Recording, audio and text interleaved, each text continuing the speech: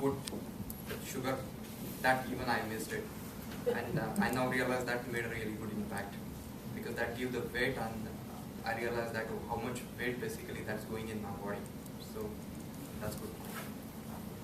Second thing which you gone through the all points, but those basically if I just read through those points and talk about those will sound a little bit like as if I'm reading the script, but as you do it usually you go it as more fluently and you know the script in your mind somewhere and talk about it. So that's a good part of your evaluation. Thanks Daryl again. Next evaluator, Marianne Burrows, ACSALB. She will be evaluating second speech that was by Bryan Munch. Marianne Burrows.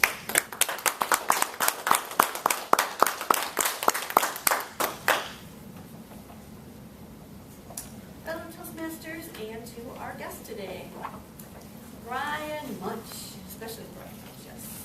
Bryan's Munch purpose of this speech was to inspire the audience.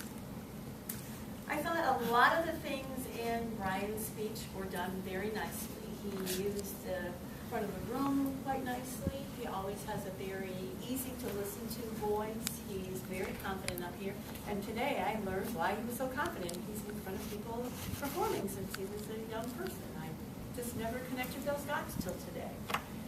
He gave some very interesting stories. He talked about his grandfather and how he's been connecting with him and how he brought, or his grandfather sent him the information from his experience. And how cool would that be to be able to connect with your grandfather who you hadn't had a real strong connection with, and now you have this bond that will continue in years to come. He also used some very interesting word usage occasionally throughout the speech.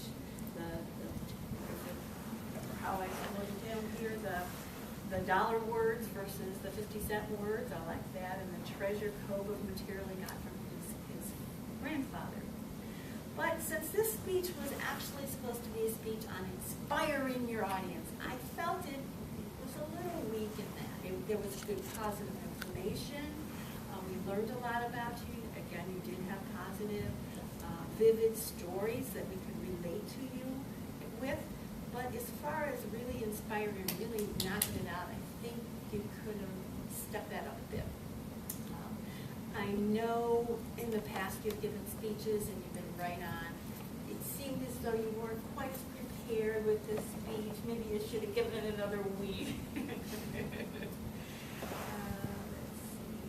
But you did create some very vivid messages. And when you were talking about your boss, sitting down with your boss and your boss explaining ways that you could move forward in work. And he even explained the possibility of Toastmasters and how people present themselves in their body. And I could see somebody sitting up, slumping in the chair. I've been an ice skater most of my life, and this friend of mine and I, we used to have this game we play, Guess the Skater, because everybody has their way of being.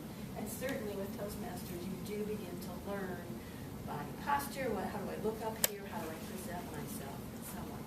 So I think it was a good speech. I don't think it was your greatest speech. I really would like to see you even use stronger voice variation and really emphasize points throughout your speech.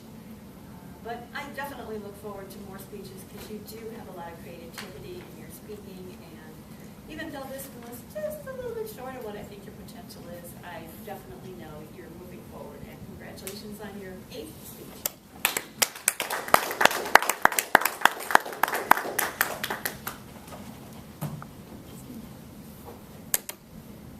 Thank you, Marianne.